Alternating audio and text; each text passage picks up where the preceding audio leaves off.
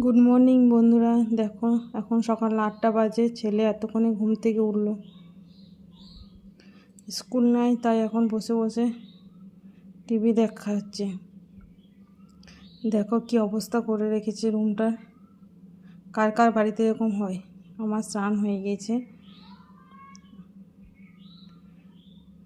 আজ মঙ্গলবার, আজ পুজো, তাই মা চললো পুজোর প্রসাদ আনতে ঠাকুর বাড়িতে। ছেলে দুটো দেখো প্রসাদ খাওয়ার জন্য বসে আছে। ততক্ষণে মা চলেও এসছে প্রসাদ নিয়ে। এবার আমরা সবাই মিলে প্রসাদ খাবো।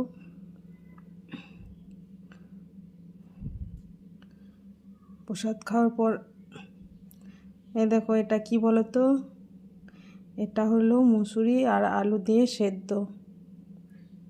কে কে খেয়েছো জানিও, কিন্তু খেতে খুবই টেস্টি। এখন এটা আমরা খাবো সবাই মিলে। এটা খাবার পরে আমরা এখন জল খাবো।